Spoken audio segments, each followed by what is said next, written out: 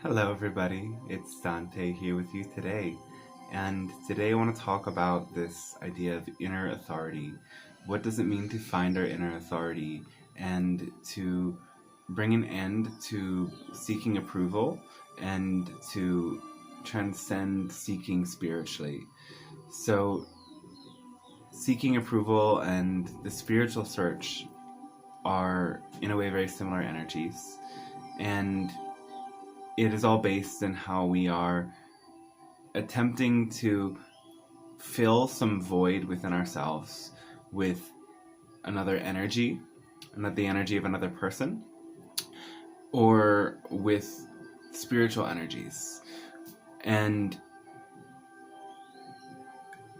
basically, these attitudes arise from an internalized sense of inadequacy, of not feeling like we're enough, of not feeling like we're connected to source or to other people in the right way.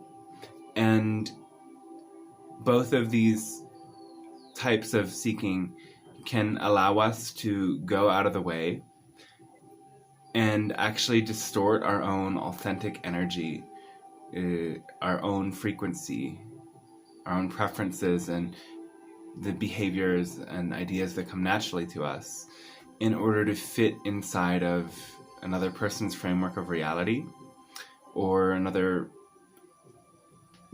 prescribed idea of what it means to be spiritual.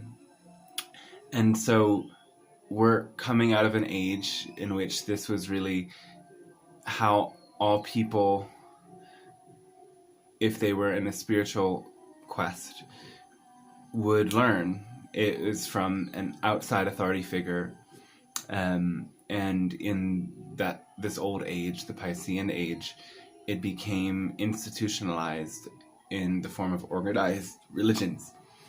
And we can see that even the organized religions that are kind of fetishized in the New Age, because they don't the Eastern religions that are exotic, if you really look deep enough into them, you see the same patterns of control and subversion and inherent inequality.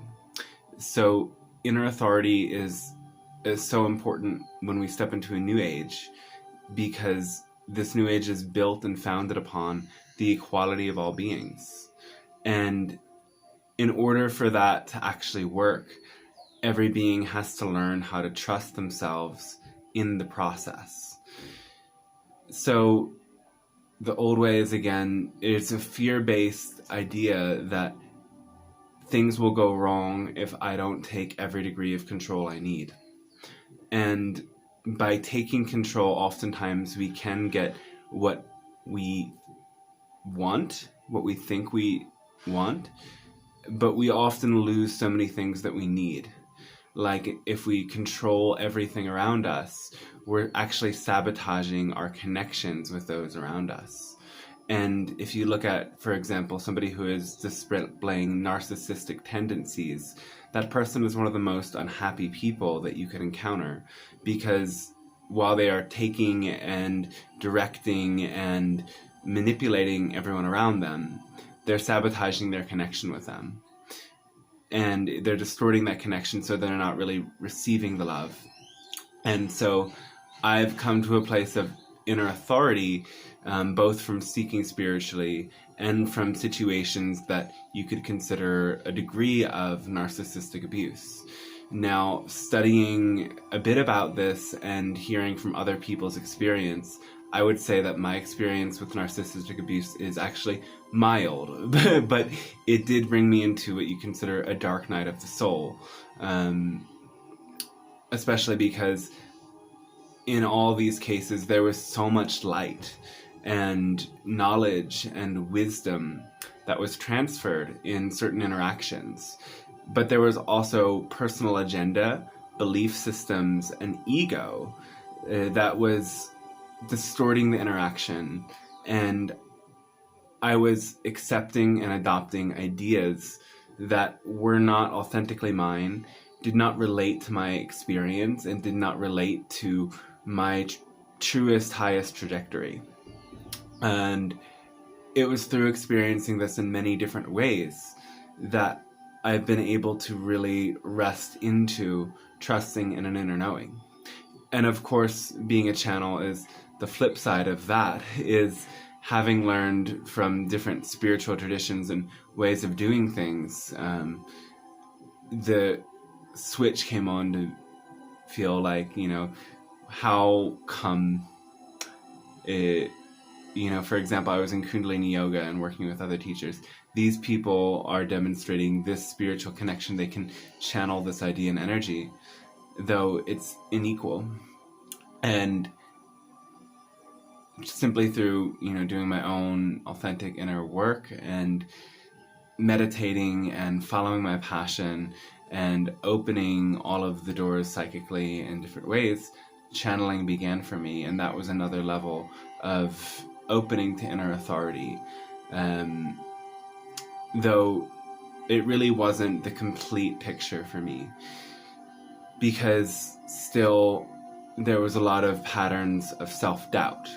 And self-doubt is still something that I do face pretty regularly, though it's like I've gone through the circuit breaker for that so many times that I kind of know what to do when that comes up.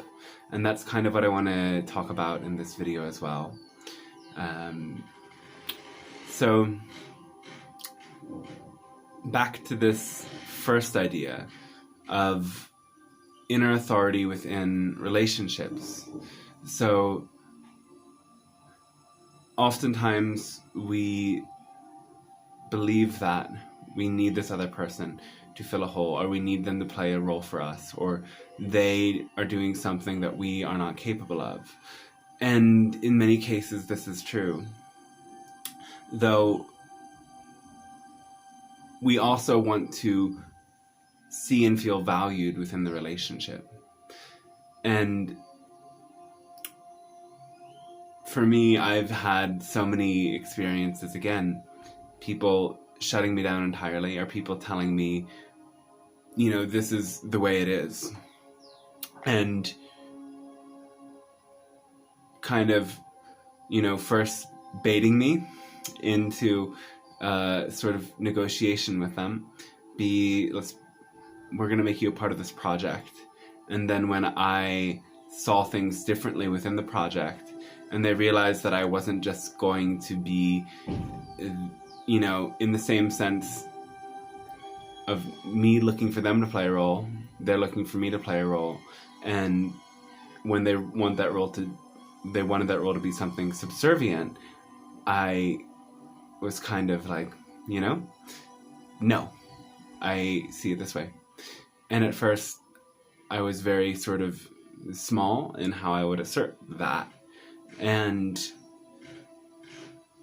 it was really through actually being completely shut down by these people and belittled and criticized and ignored,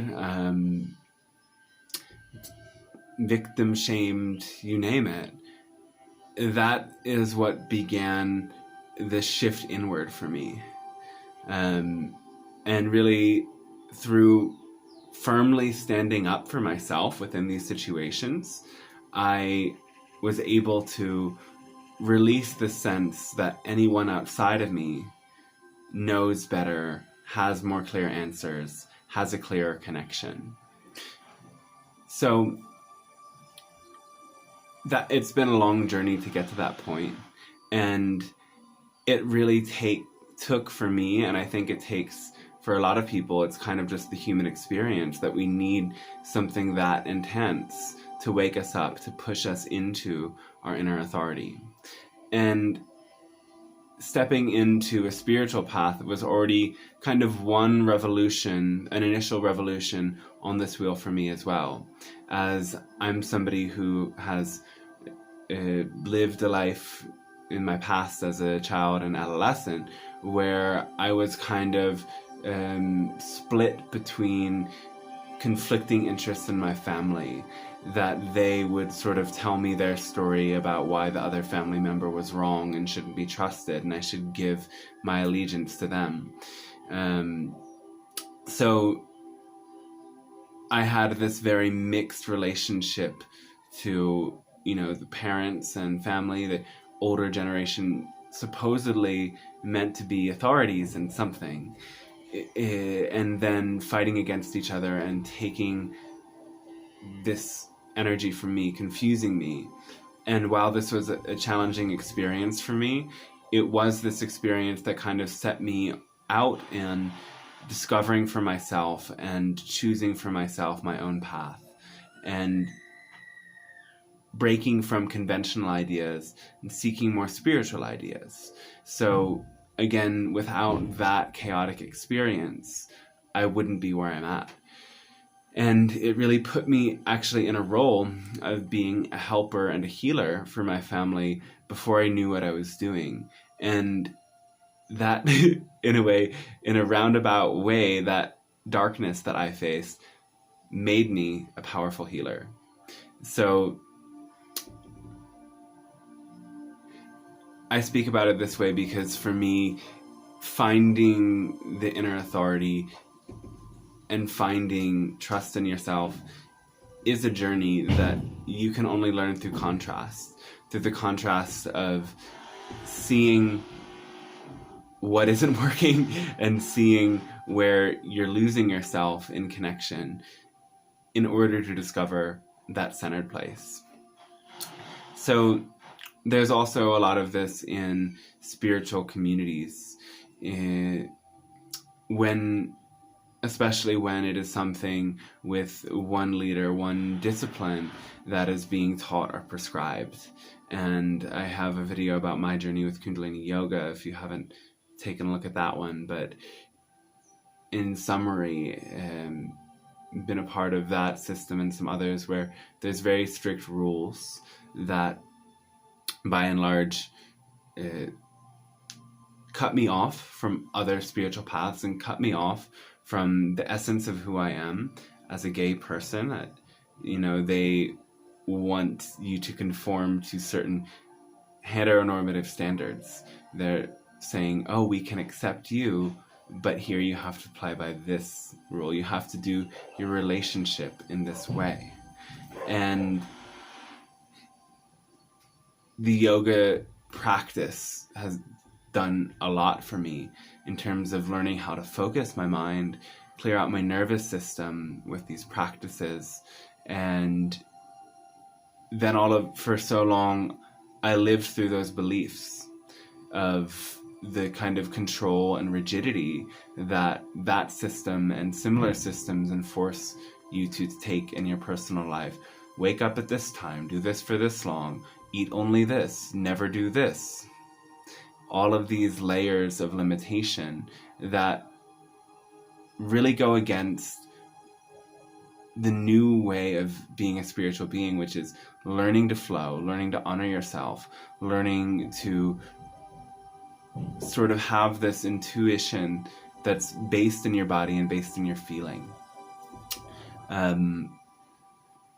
So having lived that, it shifted my reality to, again, prioritize at all times what brings me to feel the best, what brings me to feel the most uplifted and connected.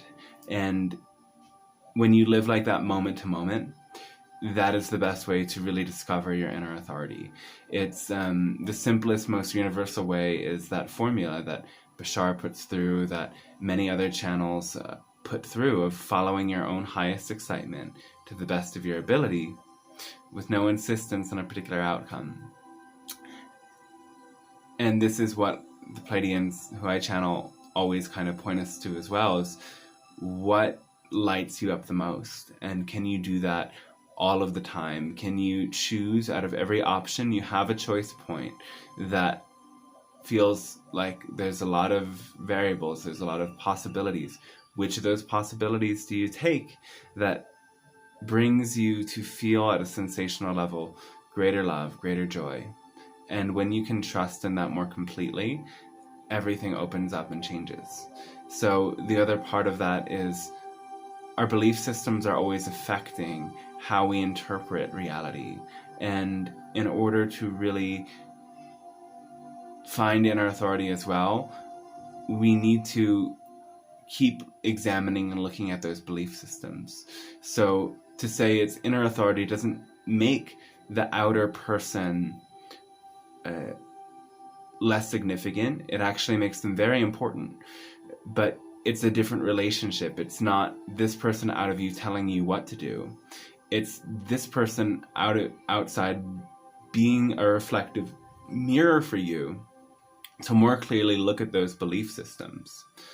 So in the new times, a teacher, a guide, or a healer is really just that very finely cleaned and polished mirror that can allow you to see your own beliefs.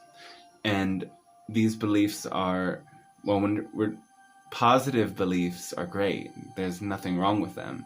Eventually we're going to go beyond them, but first we have to go beyond the negative beliefs, because these beliefs don't originate within our own consciousness.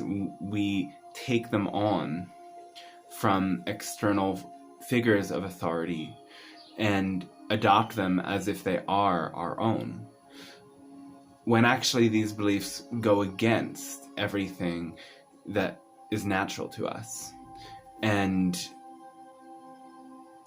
I mean, it's not the same for everyone. I've seen it as one blessing of coming into this reality gay, is that I received a belief that who I was not okay. And a lot of that impacted me. There's a lot of this sort of idea being forced at me before I even knew who I was myself. And in just making that shift like 11 years ago, still as a teenager then, and understanding who I am is okay, that one big shift of seeing, okay, society and the world taught me this, but this is actually who I am. It really set me up to question so many other things that society and family and everything was telling me. And being able to listen to oneself first, you can really have more free choice. And maybe back to this idea about the other person being a reflector. So again, relationship and connection is still so important. And this is one of the most important things in our reality. It's a need to be able to connect and express and communicate love with other beings. And the clearest relationships are ones of complete and unconditional acceptance. So in order to get to that place, you have to first start accepting yourself. And as you can accept yourself as you are, you will attract more people who can accept you in that way. But up until that point, anyone who shows up in your life in a state of not accepting you and not valuing you is teaching you to find that on your own. And that doesn't make the journey of healing and feeling all of that trauma of rejection and belittling or whatever it is, it doesn't make it less. It doesn't make it easier, because it's in a way just the challenge we have to walk through. And it teaches us how to reach out to people who are really clear. It teaches us, again, to stop seeking those figures of support or authority that maybe come across as super extremely confident and charismatic and all of that. Because the typical pattern is for somebody who is what they describe as codependent or approval seeking, is to always look for someone who seems like they have it all figured out. And this is the sort of trap of a narcissist, is always wanting to present that they have everything together. They have all of the knowledge. They have all the understanding. And they kind of bait people who don't have that completeness within them in. And they do that actually because they themselves don't feel complete within themselves. And having somebody else there kind of as their little puppy that they can just, derive all of this sense of validation from, oh, that little puppy is listening to me and following my orders and, valuing what I'm bringing.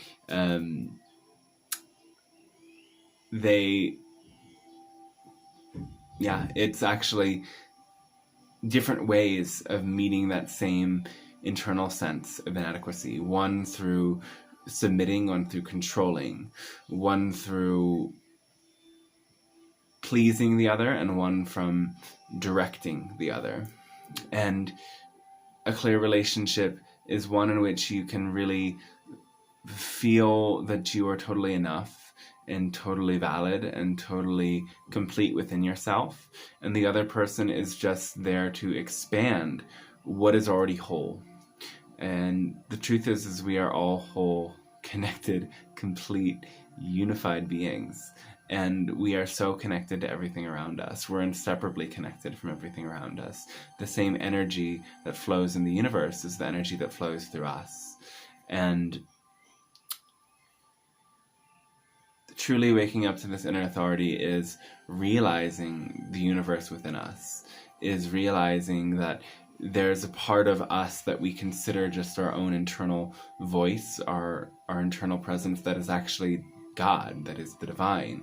And the old trap of this old age is seek God outside of you. God is above you, God is beyond you. You must lower yourself before that. And this new time is really about realizing that within you.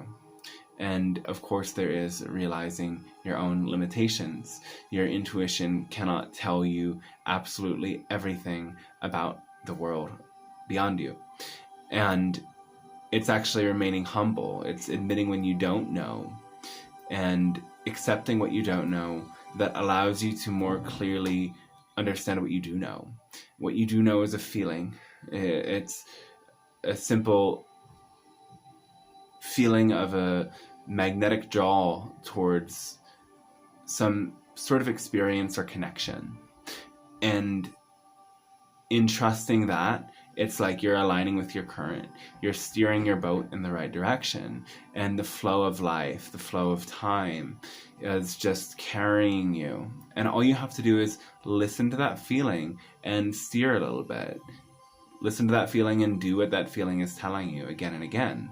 And then everyone outside of you is in a way that reflector for your own belief systems. You can see in another how you interpret their actions, how you interpret the energy that they're sending to you. What are you believing to be true about yourself? And you can bring those to the surface and examine them with other people who are clear mirrors or who are coaches or guides, spiritual healers, who can take a moment to reflect upon what are those self-beliefs that keep you playing out the same patterns. And it's just about noticing them and accepting them. And from that place of acceptance and embracing them, you can step into a new belief.